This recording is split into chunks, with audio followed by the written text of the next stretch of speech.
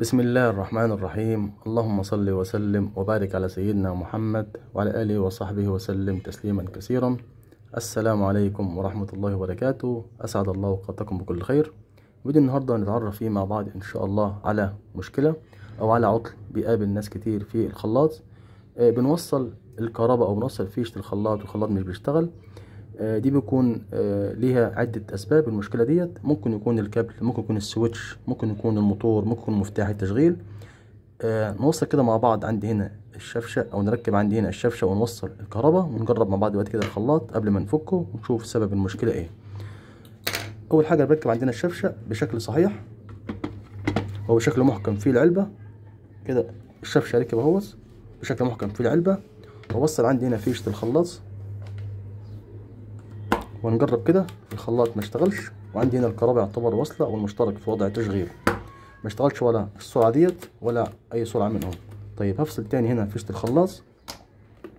اول حاجه هعملها عشان استبعد عندي هنا، اول حاجه نستبعدها او اول حاجه بنجيب عندنا مفك عاده، وبيكون في عندك هنا سويتش في جسم الخلاط اهوت. السويتش ده بتضغط عليه، لو الخلاط اشتغل معاك يبقى كده مشكله في السويتش، ما اشتغلش معاك يبقى في مشكله تانية، ممكن بقى الكابل، ممكن الموتور، ممكن مفتاح التشغيل، حاجات تانية كتير. طيب عشان نستبعد اول حاجه نستبعد عندنا السويتش، فبنوصل عندنا هنا الكهرباء بتاع الخلاط، وبجيب مفتاح مثلا على واضح التشغيل وليكن مثلا السرعه الاولى، واجيب مفك عاده واضغط عندي هنا على السويتش دوت كده ونجرب كده، اقول بسم الله كده الخلاط اشتغل. كده انا اتاكدت 100% ان المشكله عندي هنا من السويتش او مفتاح الامان اللي هو بيخلي عندنا الخلاط او الموتور ما يشتغلش الا وانا مركب عندنا الشفشه علشان للامان او للحمايه. طيب اجيب مفك كده وافك عندنا المسامير اللي ماسكه عندي هنا الجسم الخلاط، ونشوف مع بعض كده نحل المشكله دي ازاي. البسيطه جدا جدا. بعد ما حليت 3 مسامير اهمت، هبتدي اخرج بالكفر او بالجزء السفلي من الخلاط. اول حاجه نروح عليه على طول مباشره السويتش اللي هو دوت اللي قلنا عليه او مفتاح الامان. هفك عندي المسمارين دول ونخرجه بره ونشوف مع بعض كده هنعمل فيه ايه. هفك المسمارين دول اللي ماسكين عندنا السويتش اهمت، لان ساعات سبب المشكله بيكون عندي هنا الجزء نفسه اللي بيوصل عندي الطرفين دول لبعض بيكون فيه اكسده او مصدي، ما بيوصلش عندي الكهرباء او مش بيقفل عندي الدايره، فبالتالي ايه الخلاط مش هيشتغل. تفك المسمار التاني بحرص جدا علشان ما ينفعش هنا باي حال من الاحوال اجيب مفك عند الملفاتين عشان ما تبص من الواحد.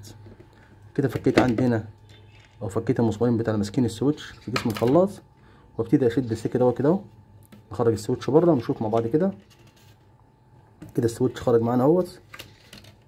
من واضح جدا ان عندي هنا الجزء اللي بتداس عليه او الجزء اللي بتضغط عليه دوت كده اهوت، شايفين في عندي اكسده او مصدي خالص اهوت. شايفين الجزء يعتبر اهوت غامق خالص، يعتبر مأكسد او مصدي، وده السبب ان الخلاط مش بيشتغل.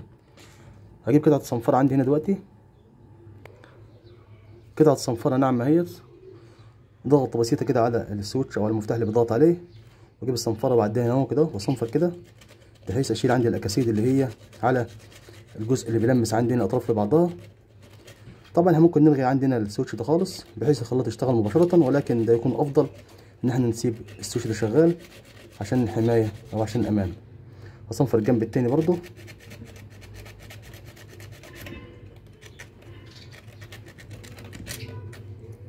ممكن برضو اجيب مفك اجرح بيه لو مش عايز اصنفر او ما عنديش صنفره، اجرح بيه كده اهوت.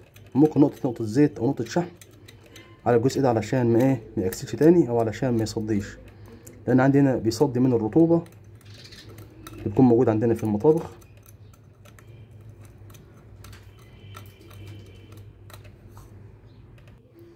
بعد ما كحتها بالمفك وصنفرتها بالصنفره اهيت، اصبحت عندي هنا جزء لمع اهوت، قطعه شحم صغيره اهيت على سن المفك. احطها عندي هنا اهو كده اهوت علشان ما يحصلش عندي اكسده، وعشان الجزء ده يتحرك عندي هنا بسلاسه. اخر حاجه اعملها هاجي عند الطرفين دول اللي هم بيلمسوا بعض او اللي هم اطراف المفتاح، اضغط عليه ضغطه بسيطه كده اهوت، والجنب التاني ضغطه بسيطه برضه كده اهوت عشان المفتاح يبقى حساس جدا معانا. كده السويتش يعتبر اشتغل معانا تمام اهو ان شاء الله. ركب بقى السويتش مكانه تاني ونقفله بالمسامير بتاعته. بعد ما السويتش ركب مكانه بالظبط اهوت، ابتدي بقى اقفل عندي الخلاط زي ما كان. اهو راكب الكفر بتاع الخلاط كده. قفلت الخلاط زي ما كان. هركب عندنا الشفشق وهنجرب كده. ركبنا الشفشق، بسم الله كده ونوصل الكهرباء ونجرب كده. خلاص اشتغل. يعتبر كان مشكلة بسيطة جدا جدا، ممكن بعض الناس ما تعرفهاش. وده كان فيديو بسيط جدا جدا لعطل بيقابل ناس كتير ما تعرفوش، حلناه بطريقة سهلة جدا جدا وبسيطة. بكده نكون وصلنا لنهاية الفيديو. شكرا لكم والسلام عليكم ورحمة الله وبركاته.